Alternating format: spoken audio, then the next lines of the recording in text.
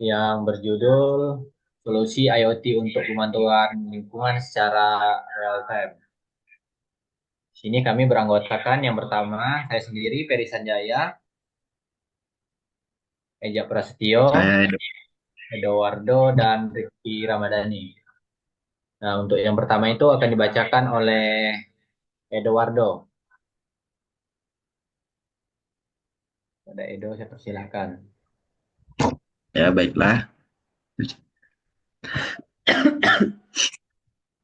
Untuk yang pertama pada bab satu itu ada identitas perusahaan.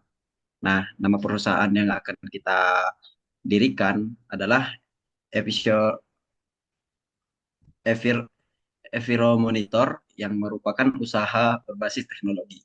Nah, untuk pemantauan kualitas lingkungan secara real time. Nah, pemilihan nama pemilihan nama ini mencerminkan fokus utama kami yaitu menyediakan solusi untuk menjaga kualitas lingkungan dengan memanfaatkan teknologi Internet of Things atau IoT. Nah, dengan nama yang mudah diingat, kami berharap dapat menciptakan dampak yang signifikan dalam dunia teknologi lingkungan, khususnya untuk pertanian. Nah, yang kedua itu adalah bidang usaha dan bentuk hukum usaha. Nah, Enviro Monitor ini bergerak di bidang teknologi lingkungan yang memanfaatkan IoT untuk pemantauan kualitas udara dan air. Nah, dalam tahap awal usaha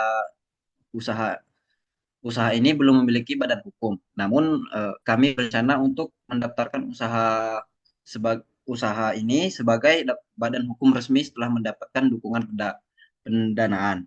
Nah, dalam operasionalnya perusahaan ini menggunakan perangkat keras dan perangkat lunak open secure untuk memastikan efisiensi biaya dan kepatuhan hukum terkait penggunaan teknologi. Selanjutnya,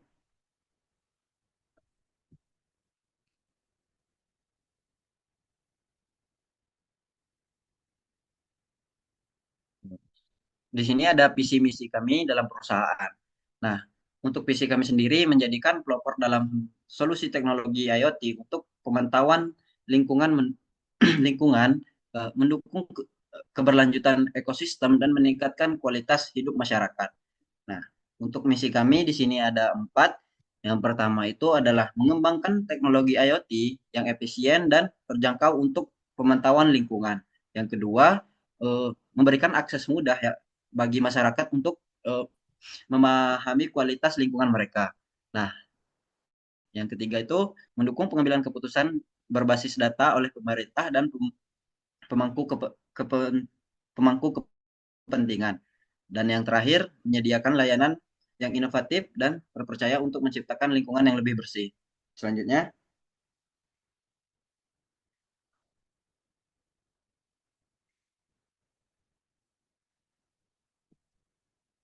untuk tujuan dan sasaran perusahaan, di sini kami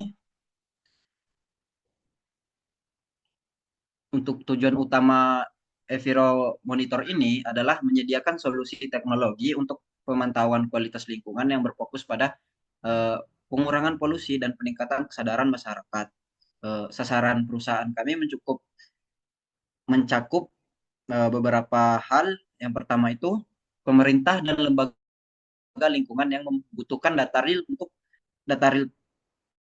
data real time uh, untuk pengambilan keputusan. Nah, yang kedua, industri yang ingin mematuhi regulasi lingkungan dengan menggunakan sistem pemantauan otomatis. Yang ketiga, komunitas lokal yang peduli terhadap kualitas lingkungan dan di sekitar mereka. Untuk analisis analisis kompetensi SDM-nya sendiri, tim Video Monitor ini terdiri dari individu dengan latar belakang teknik dan teknologi, teknik dan teknologi informasi yang solid. Nah, kompetensi utama tim kami meliputi eh, yang pertama itu penguasaan teknologi IoT, termasuk desain perangkat keras dan pengembangan perangkat lunak. Yang kedua itu ada keahlian dalam mengelola data lingkungan analisis dan visualisasi. Dan yang terakhir itu pengalaman dalam manajemen proyek teknologi berbasis komunitas. Selanjutnya,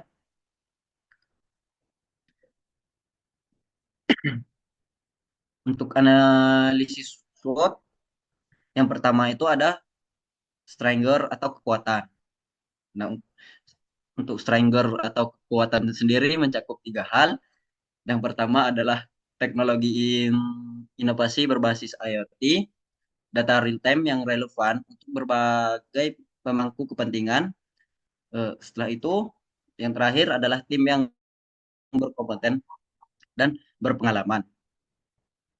Nah, untuk weakness sendiri atau kelemahannya di sini mencakup dua hal. Yang pertama itu investasi awal yang cukup besar. Yang kedua adalah keterbatasan jangkauan di daerah terpencil dengan koneksivitas yang rendah. Yang ketiga ada peluangnya. Nah, yang untuk peluangnya sendiri itu mencakup dua juga. Yang pertama, kesadaran masyarakat yang meningkat tentang isu lingkungan. Yang kedua, dukungan regulasi dari pemerintah untuk pengelolaan lingkungan. Untuk yang ketiga ada threat atau ancaman. Eh, Untuk ancaman sendiri kompetensi dengan solusi teknologi atau serupa dari luar negeri. Yang kedua, yang kedua tantangan dalam edukasi masyarakat untuk memanfaatkan teknologi ini. Selanjutnya, Baik, selanjutnya yang kedua akan dibacakan oleh Eja Prasetyo.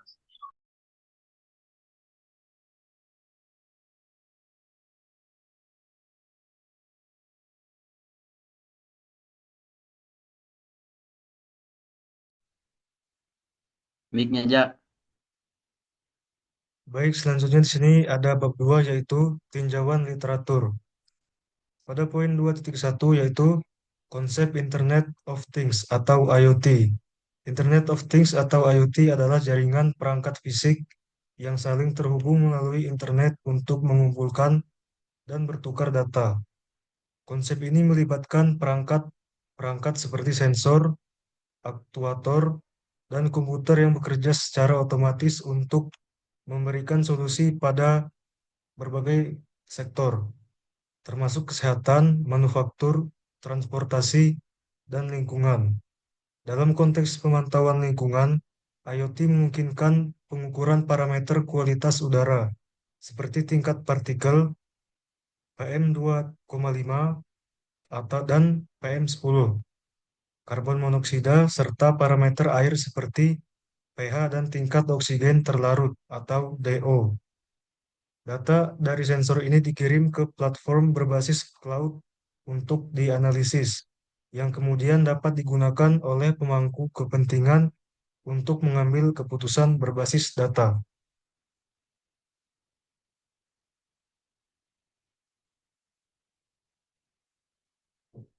Selanjutnya di sini studi kasus pemantauan lingkungan berbasis IoT. Studi kasus internasional menunjukkan keberhasilan implementasi IoT dalam pemantauan lingkungan. Beberapa proyek yang menonjol meliputi satu, Air Visual di Eropa. Proyek ini menggunakan sensor IoT untuk memantau kualitas udara secara real-time dan menyajikannya melalui aplikasi yang mudah diakses oleh masyarakat. Data ini membantu meningkatkan kesadaran tentang polusi udara dan memandu tindakan mitigasi. Dua, AKI India. Pemerintahan India memanfaatkan jaringan sensor IoT untuk memantau indeks kualitas udara di berbagai kota. Data tersebut digunakan untuk menentukan kebijakan pembatasan aktivitas industri dan kendaraan di area tertentu pada kondisi darurat polusi.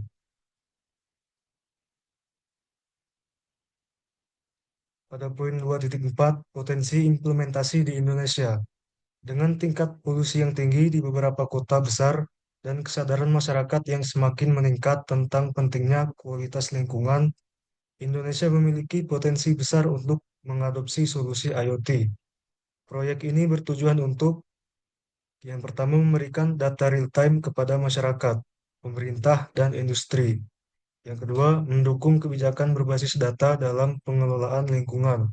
Yang ketiga, memfasilitasi tindakan mitigasi yang lebih cepat terhadap polusi udara dan air.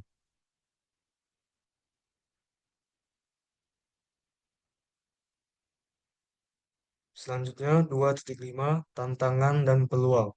Implementasi IoT di bidang lingkungan dihadapkan pada tantangan seperti biaya awal, investasi perangkat keras dan infrastruktur jaringan memerlukan biaya yang signifikan. Keterbatasan infrastruktur, daerah terpencil dengan konektivitas internet yang rendah menjadi hambatan utama. Penerimaan teknologi, edukasi masyarakat untuk memahami dan memanfaatkan teknologi IoT menjadi tugas yang penting. Namun, peluang besar juga tersedia. Yang pertama sini, dukungan pemerintah. Kebijakan dan regulasi yang mendukung pengelolaan lingkungan memberikan insentif untuk adopsi teknologi IoT. Yang kedua, kemitraan dengan sektor swasta. Industri dapat memanfaatkan data ini untuk meningkatkan keberlanjutan operasional mereka. Oke, selanjutnya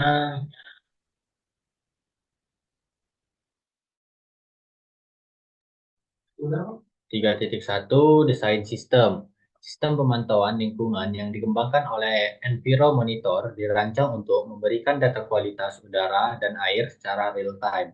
Komponen utama sistem ini meliputi yang pertama ada sensor IoT untuk mengukur parameter lingkungan seperti PM2.5, PM10, pH, dan oksigen terlarut atau DO.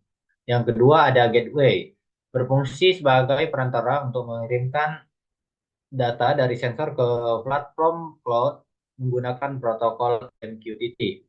Yang ketiga ada platform cloud, yaitu menyimpan, memproses, dan menganalisis data yang diterima dari gateway. Yang keempat ada aplikasi pengguna yang berguna untuk menampilkan data dalam bentuk grafik, laporan, dan notifikasi real time pada perangkat mobile dan web. Selanjutnya, 3.2 ada alur kerja sistem. Yang pertama ada pengukuran data lingkungan. Sensor IoT mendeteksi parameter lingkungan, misalnya kualitas udara dan air di lokasi tertentu. Yang kedua ada pengiriman data. Data yang dikumpulkan oleh sensor dikirimkan ke gateway melalui koneksi nirkabel seperti Wi-Fi atau LoRa. Yang ketiga ada pengolahan data. Gateway mengirimkan data ke platform cloud untuk disimpan dan diproses. Yang keempat, ada analisis dan penyajian data. Data yang telah diproses di cloud ditampilkan dalam aplikasi pengguna dalam bentuk grafik real time, laporan harian, dan peringatan jika ditemukan parameter yang melebihi ambang. Nah, selanjutnya ada 3.3 komponen yang digunakan. Yang pertama itu perangkat keras yang meliputi DHT11, yaitu untuk mengukur suhu dan kelembapan kelembapan pH sensor, pH sensor, yaitu untuk mengukur tingkat kesamaan air. Selanjutnya ada MQ135, mengukur polutan udara seperti amonia, nitrogen oksida, dan karbon dioksida. Selanjutnya ada Arduino Uno, kontrol sensor dan mengelola data sebelum dikirim ke gateway. Yang kedua, perangkat lunak. Meliputi yang pertama itu ada platform cloud, AWS IoT atau Google Cloud IoT untuk penyimpanan dan analisis data. Yang kedua, aplikasi mobile, yaitu digunakan dengan router untuk pengalaman pengguna yang responsif. Selanjutnya ada protokol komunikasi, yaitu MQTT untuk pengiriman data yang efisien. Nah, selanjutnya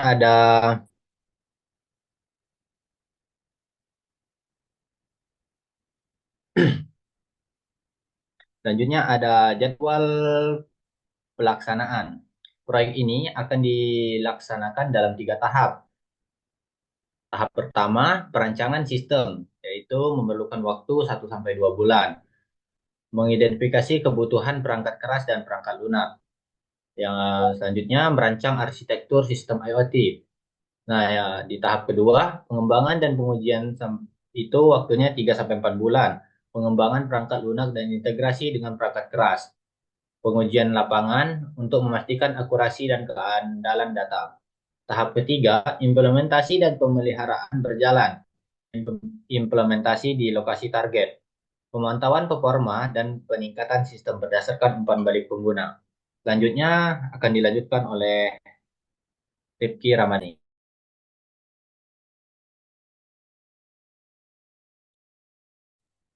Baiklah, selanjutnya yaitu ada bab 4, analisis dan pembahasan. Di poin 4.1 yaitu nilai tambahan solusi. Proyek Enviromonitor memberikan nilai tambahan yang signifikan dibanding metode pemantauan lingkungan konvensional. Berikut adalah beberapa keunggulannya.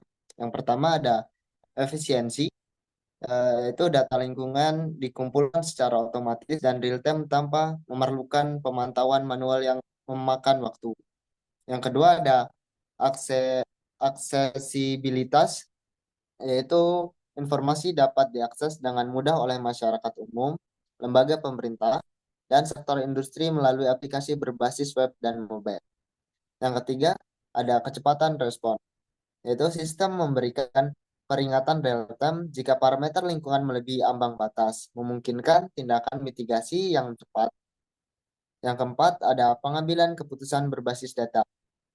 Nah, data yang dikumpulkan dapat digunakan oleh pemerintah dan organisasi untuk merancang kebijakan lingkungan yang lebih efektif. Next.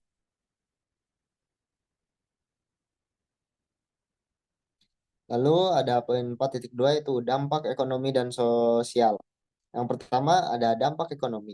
Nah, industri dapat mengurangi biaya operasional dengan memanfaatkan data real time untuk mengelola limbah dan polusi, membuka peluang kerja baru dalam pengelola teknologi IoT dan pelatihan masyarakat. Yang kedua ada dampak sosial. Meningkatkan kesadaran masyarakat tentang pentingnya menjaga lingkungan, membantu komunitas lokal untuk mengambil langkah preventif terhadap potensi ancaman lingkungan. Next.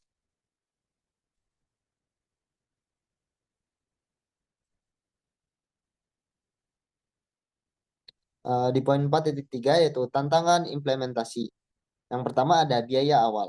Nah, investasi awal untuk perangkat keras, infrastruktur jaringan, dan perkembangan perangkat lunak cukup besar. Yang kedua ada keterbatasan infrastruktur. Nah, lokasi terpencil dengan konektivitas internet yang rendah dapat membatasi jangkauan sistem. Yang ketiga ada edukasi masyarakat. Diperlukan upaya lebih untuk mendidik masyarakat tentang cara membaca data dan mengambil tindakan yang tepat. Di poin 4.4 ada strategi mitigasi tantangan. Yang pertama, penyediaan paket hemat. Menyediakan paket perangkat IoT dengan biaya yang terjangkau untuk skala kecil, seperti rumah tangga atau komunitas lokal. Yang kedua ada kerjasama dengan pemerintah dan swasta. Mengajukan proposal kerjasama untuk mendukung pembiayaan, infrastruktur, dan peningkatan konektivitas di daerah terpencil. Yang ketiga ada program edukasi. Ini mengadakan pelatihan dan sosialisasi untuk komunitas lokal tentang manfaat dan penggunaan sistem pemantauan lingkungan berbasis IoT. Bab 5 yaitu penutup. Di bab 5.1 yaitu kesimpulan. Proyek Enviromonitor menawarkan solusi inovatif dan efektif untuk mengatasi tantangan pemantauan kualitas lingkungan, khususnya udara dan air. Dengan memanfaatkan teknologi Internet of Things (IoT), sistem ini mampu menyediakan data real-time yang relevan untuk mendukung kesadaran masyarakat, pengambilan keputusan berbasis data, dan mitigasi polusi secara proaktif. Sistem yang dirancang mencakup perangkat keras sensor, platform cloud, dan aplikasi pengguna, memberikan akses yang mudah dan efisien kepada masyarakat umum, lembaga pemerintahan, dan industri. Solusi ini diharapkan tidak hanya membantu mengatasi masalah lingkungan, tetapi juga memberikan dampak ekonomi dan sosial yang positif melalui kolaborasi lintas sektor.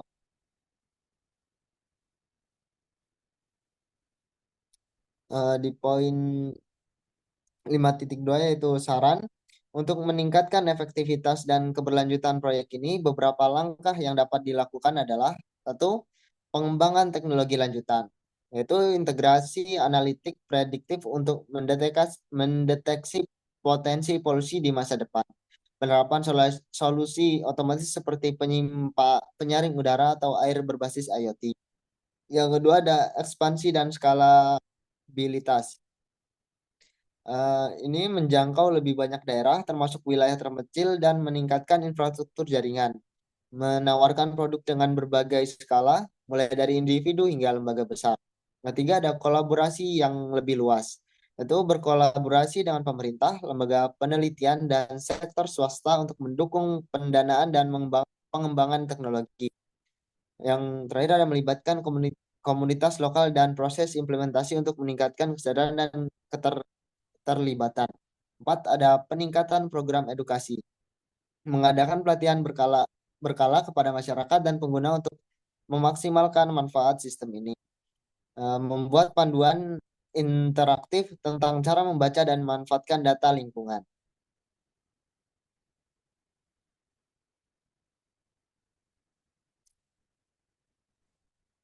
Itulah presentasi dari kami. Jika ada kesalahan kami meminta maaf. Saya akhiri. Wassalamualaikum warahmatullahi wabarakatuh. Waalaikumsalam Waalaikumsalam warahmatullahi warahmatullahi wabarakatuh. wabarakatuh.